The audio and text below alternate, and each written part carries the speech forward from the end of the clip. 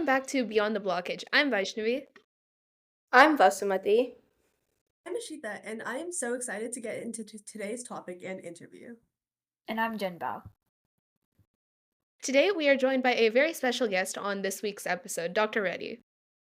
We're super excited to have a professional on this week's episode. Dr. Reddy is a cardiologist who has worked in the field for over 20 years. He has handled a multitude of cases and loves the field to this day. Today, we are going to discuss an overview of atherosclerosis briefly and focus on prevention, detection, and treatment options. We also hope to get a more personal perspective from Dr. Reddy, who can give us insight regarding the impact of atherosclerosis on his own patients. Without further ado, we would like to introduce Dr. Reddy. Hello, we are so grateful to have you on our podcast. How are you doing? Yeah, hi, I'm doing good. How are you guys doing? And thank you for making me a part of your discussion about a topic that I'm really excited about. I think we're all doing great. Yeah, we're all doing great. Excellent. Okay, so I'd like to get started with our first question, which is just about atherosclerosis broadly. What is atherosclerosis and why is it important for our listeners to understand? The leading cause of death in the world and United States is cardiovascular disease, especially heart attack and complications thereof. And you want to know about the condition that is really killing so many people or is the leading cause of death. Now, the word atherosclerosis, athero refers to the fatty content of the cholesterol plaque, and sclerosis means thickening and firmness. So when there is been cholesterol buildup in the artery, which instead of being very pliable, it becomes more firm because of the deposition of the cholesterol, especially if it's been there for a long time, especially if there is buildup of calcium within that cholesterol. So atherosclerosis essentially refers to the buildup of cholesterol in the blood vessels. Thank you so much. How does atherosclerosis develop and why is it considered a silent killer? Atherosclerosis is something that evolves slowly. The process starts at a very young age. Even when they are like 1 to 2 years of age, the cholesterol is seen as what we call as fatty streaks within the aorta, which is the biggest blood vessel in the body, and gradually builds in other blood vessels over time. And you don't have any symptoms of atherosclerosis until it has led to uh, heart attack or a stroke or development of an aneurysm, or there is reduced blood flow in whichever organ there is, leading to the manifestations of what we consider as ischemia, which is uh, pain or discomfort due to poor flow in such patients. So that's why it is silent for a long periods of time, even though the process has started at a very, very young age. Thank you. Are there any early warning signs to look out for when considering atherosclerosis? I'm sorry, I missed your question. Are there early warning signs to look out for when considering atherosclerosis? Um, Atherosclerosis, I think, is almost universal. That is, if we live long enough, every one of us will develop some degree of atherosclerosis in some or all vascular beds over time. So basically, you're looking for conditions that are associated or that increase the risk for the development of for atherosclerosis, such as smoking, diabetes, high blood pressure, high cholesterol, family history, inactivity, obesity, uh, all those things that lead to the development of atherosclerosis. So you want to look for those in the patients, even if they don't have any symptoms related to atherosclerosis. You want to think about them proactively so that you can uh, pick them at an early stage of the process.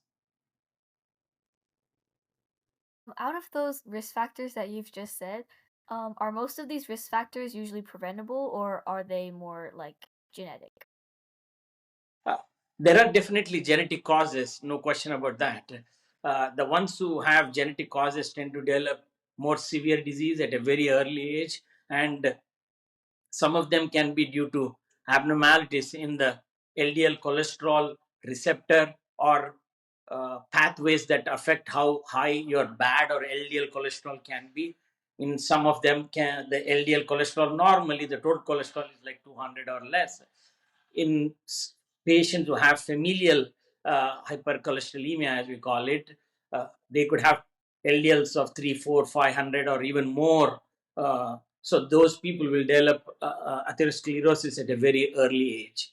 Having said that, genetics is only one aspect of it. I think there is a big component that is preventable by maintaining good, healthy lifestyle, exercise, eating more vegetables and fruits, preventing the development of the risk factors, what we call as primordial prevention, by preventing the things that will lead to the development of atherosclerosis, like obesity or inactivity. You want to prevent that in the first place. And reducing your salt intake, then your incidence of high blood pressure will go down, and staying fit. So you can do certain things that can reduce your risk. Not smoking, like in the 1960s, 50s, smoking was a thing that everybody did. If you saw any movie in those days, you would see people smoking everywhere. But these days, that smoking incidence has come down as people have understood that smoking is associated with both heart attacks, strokes, but also cancer and lung disease and other conditions. So the incidence of smoking has come down, but it's not gone. And sadly, the other forms of smoking, such as marijuana or vaping, have gone up, which we know are also associated with atherosclerotic risk factors. Of the lifestyle changes that you mentioned, which do you think are the biggest lifestyle changes people can make to and implement into their own lives to prevent atherosclerosis? That's a difficult question, but in a way that it depends on the particular individual. You don't want to just work on one arm of the risk factors. Just like as I said, uh, age is our biggest risk factor for the development of atherosclerosis. Say, even if I start smoking today, every minute, I'm not going to get a heart attack or develop atherosclerosis in 1 day or 2 days. It's the time period over which you have had elevated risk factors and how high that's been there, and the total product is what determines how you have developed. So each you ideally want to control each and every risk factor that's in your hands. That is, eating healthy, staying active, exercise regularly, avoid weight gain, don't smoke or do marijuana and vaping, that kind of stuff. Because you can't change what your age is, right? It is what it is. You can't change the genes that you have, at least as of today. Maybe in the future we may have the ability to introduce genes, especially in conditions that are single gene pathology, where we can eliminate the genetic defect by an infusion of that particular gene. So that is possible, maybe in the very near future. And so, to what degree can implementing these changes during later stages of the disease reverse damage that has been made? And what are some treatment options for those who are facing atherosclerosis? So it is harder once the atherosclerosis has built up for it to get better or regress. Okay, but it is possible. uh, it is easier to prevent the development of atherosclerosis. Like sometimes I see patients who have had diabetes for like 20, 30 years. You think, yeah, they are going to have coronary disease, and you do a cath and their coronaries are relatively clean. I mean, there is some atherosclerosis, but not to the point where they require bypass or a stent or something else. Uh, um, what was the other question you said? So it can, yeah. No, the other question I was just asking was what are some of like the treatment options for those who are already facing atherosclerosis? Sure, sure, sure. Yeah. You also asked if it is reversible if later in the disease. So it is harder, especially the longer the disease processes happen, it is harder to contain. Like you saw the LA fire, right? If the when the fire starts immediately, fire department can put down the fire, the whole city is not going to burn. You wait for a few thousand acres to burn, it is harder and harder exponentially to control the fire. The same way, atherosclerosis, if it's been there for too long a time, it really gets tough for us to control the risk factors, because imagine every millimeter length of the blood vessels or the vasculature where the cholesterol buildup has happened. In some places there are some ulceration, somewhere some places there is narrowing in the blood vessels, so the cholesterol plaque can rupture in any of the long tree of the vascular tree, causing a heart attack or reduced blood flow in whichever vascular territory you are talking about. Now, coming to the treatment options, again, I think the key will be, as most of the atherosclerosis is that fatty plaque. So, reduction of the cholesterol, especially the bad or LDL cholesterol. Right now, the American Heart Association guidelines would say keep the LDL below 70. European Society of Cardiology, they say below 55. I believe it should be somewhere below 50. And ideal sweet spot is probably a LDL around 30 to 40. When we look at different models of all people who have developed atherosclerosis, the risk is lowest when the LDL is about 30 to 40 milligram per deciliter.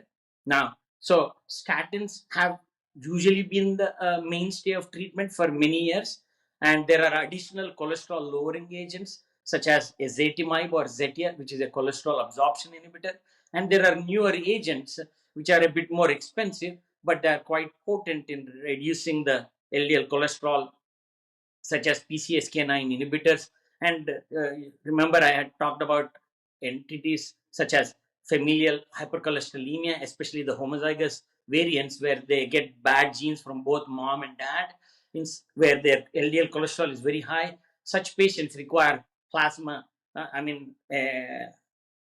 apheresis of those, basically removal of the fat from the blood at frequent intervals, and that's the only way you can control such patients. Thank you. What are some common misconceptions regarding atherosclerosis in your patients, and how does that affect care? That's a great question. Uh, it is something that we battle with patients and in patient care on a daily basis. These days, uh, people who have gone to medical school and did their residency or fellowship and for so many years, and learned about these processes. But sometimes what has happened is these days you can find information on YouTube or whichever channel, and someone may be giving them all wrong information, and that unhealthy wrong information spreads like wildfire, sadly. And then they will come and say, I'm not going to take statins, I have done my research, I hear there are so many bad things, I don't want to take. And that makes our job harder. Probably 40, 50 years ago, if patients were given a particular medication, probably more patients would take it than these days. And you have to try to work uh, in encouraging them to understand why we feel those things are helpful. But it takes away so much more time. And as you know, time is what is always the rate limiting step for lots of professionals. Um, our next question is, could you describe a particularly challenging case of atherosclerosis that you've encountered and how it was managed? Sure. Uh, Again, atherosclerosis in each patient is a bit different. And I think every patient, when I'm doing a procedure or whatever, you learn something from each patient. But there was a patient who was probably in her mid 60s, who had history of high blood pressure, but the blood pressure when I saw her in the office was normal. And as a rule, I always have their blood pressure checked in both the right arm and the left arm, and standing as a at least the first time around, so you know if they have any vascular disease affecting on either side. And this patient came to me because every time she walked around or did anything physical, just walking around the house or even walking a flight of stairs, she was getting severe angina, which is chest pain due to reduced blood flow. I mean, her story was so classic that I was 100% sure in my head that I'm going to find obstructive coronary disease, that is atherosclerosis of the coronary arteries, the arteries that supply blood flow to the heart. So I did a cath.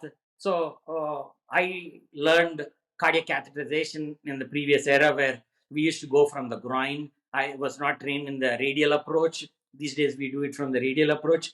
But there I did the groin approach. And then I realized that the patient, when I'm checking the pressure in the femoral artery, which is the artery in the groin, that supplies the leg, was like 220, 230, whereas the blood pressure that I'm getting from the arm blood pressure monitor that the patient is having in the cath lab was like 120 or whatever. So there was a almost 110 millimeters of mercury gradient. So I didn't believe the numbers that I was getting. I was thinking there is something wrong here. So I asked them to make sure that you standardize and make sure that the pressure reading is accurate, because if you have it at a wrong level, it can give you erroneous numbers. But even we did that, it still came back high. So then I said, okay, let's change the entire equipment, and still it kept saying the same thing. So then I suspected it is probably real, and I assumed that the patient had developed atherosclerosis of her subclavian arteries, the arteries that supply blood flow to the arms, and maybe that's why she's having both arms appearing as if she has normal blood pressure, but the heart is actually seeing the blood pressures that you are seeing in the groin of 230 millimeters of mercury. So when I went up the arm and inject, she had basically 100% occlusion of both the subclavian arteries. And when I did the angiogram of her coronary anatomy, she had only mild disease, maybe 20-30% disease that should and will not typically cause angina. So the reason she was having angina every time is like, say, if you normally lift a 10-pound bag and all of a sudden I put a 100-pound bag on your hands, what happens? Your muscles are going to feel the strain and they'll start hurting. The same way, because her blood pressure already was like 230, when she did any activity, her blood pressure was probably going to 270, 300, and that was causing her heart not to have adequate blood flow against such high resistance. And that's why she was having angina. So the way we managed was she didn't require a stent or a bypass surgery, but I had to treat her blood pressure, uh, assuming that the arm blood pressure would be about 110 millimeters of mercury, uh, less than the real blood pressure. And once I added more blood pressure medications, her angina went away. So it was an unusual case, especially in a woman who was non-smoker, who didn't have diabetes, and she did not have a rare condition called as Takayasu arteritis or giant cell arteritis, things that can cause atherosclerosis in the subclavian artery. So I'm not sure why she had it. So that was a interesting case that I always remember. What were those two diseases that you mentioned that could cause atherosclerosis that she did not have? She didn't have diabetes. She was not a smoker. Those are two of the most powerful risk factors for development of peripheral arterial disease, or PAD as we call it. So anything that's affecting outside the heart and the cerebral circulation, we call that as the PAD. So that was unusual. The other entity I mentioned was Takayasu's arteritis, a rare inflammatory condition that is typically seen in young women, typically below the age of 50, and they tend to have narrowing in their subclavian artery, carotid arteries, and they can have inflammation in the aorta, sometimes which can extend into the coronary arteries. So, but those are younger women below the age of 50. Giant cell arteritis is more of a inflammatory, again, vasculitis, as we call it, typically affecting the aorta, but can involve other large arteries, typically over the age of 50. And she didn't have any of those risk factors or those disease entities per se. Lastly, if there was one thing you would ask our listeners to remember and implement into their own lives, what would that be? As I said, the atherosclerosis is a lifelong process. It starts when you are almost a baby, right? So you want the society to work as a team to make some changes, right? When we reduce the amount of salt intake, even a small amount of reduction in salt intake as a global, as a population level, reduces the risk for high blood pressure, heart failure, stroke, coronary disease substantially. Okay, so even just 1 to 2 millimeters of reduction in blood pressure translates to significant benefits. Okay, so if as a population we can reduce the amount of salt intake, that can help.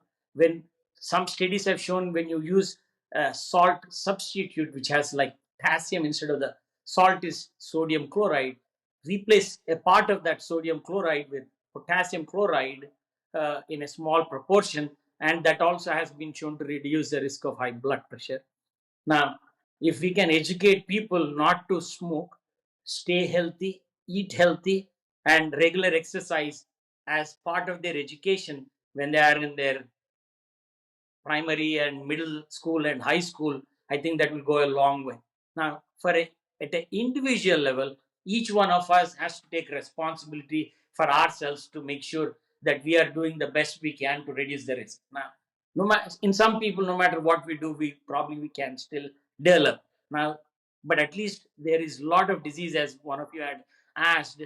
There is a significant part of atherosclerosis that can be reduced by modifying those risk factors. Control of diabetes at a very early age, control of blood pressure, control of cholesterol, not smoking, regular physical activity for 30 to 60 minutes a day, avoiding weight gain or staying in the right healthy weight, uh, avoiding vaping these days and marijuana. All those things I think will go a long way. As I said, the extent and severity of atherosclerosis is a reflection of how bad your risk factor is. That is, how high, say, your cholesterol is from the norm and how long it has been high. It is that product of the degree of elevation and the duration that leads to these factors. So, if you can control the risk factors from the get go, even as a child, that will go a long way. Even our pediatricians, I don't think they are doing enough to reduce the uh, risk of atherosclerosis by not being aggressive in controlling the cholesterol or blood pressure or obesity as a risk factor. As you know, childhood obesity has become a significant problem, and that will lead to greater incidence of diabetes and other vascular disease. So we have to educate at an early stage to prevent that weight gain from happening. So if someone has gained like 200 pounds, it may be too late for us to do any major difference by diet and exercise because they may be limited in how much they're able to do. But when somebody's weight is supposed to be, say, 100 kilos for discussion, and they have gained 1 kilo, immediately you tell them, you have gained 1 pound, I want you to lose that 1 pound in the next, say, 2 months, 3 months. You are more likely to hover around the 100. You just let it keep rising and you are trying to work at a higher level. Even if it changes, it's still at a lot higher level, and therefore you're not going to get the bang for the money that you think you can get. Those are all great questions. Mhm. Well, that's all of our questions for today. Thank you so much, Dr. Reddy, for doing this interview with us. So what is our takeaway for our listeners? Atherosclerosis is a serious condition, but it's not inevitable. By understanding the risk factors, we can take control of our health, focusing on diet, exercise, not smoking, managing stress, and consulting with our doctors regarding medications are all critical steps we can take. Knowing the non modifiable risk factors is also important so that we can be more proactive and focus on managing the risk factors we can change. Early intervention is key. Diagnosis and healthy lifestyle changes can help protect your heart and vascular health. There are support groups that can help as well. Absolutely. Atherosclerosis might be a silent killer, but with awareness and action, we can protect our heart health. Well, that's all the time we have for today's episode. Join us next time as we continue our journey on Beyond the Blockage, where we will discuss the risk factors of atherosclerosis in great detail. Thank you so much. Thank you. Stay informed, stay active, and stay heart healthy. See you next time on Beyond the Blockage. Bye.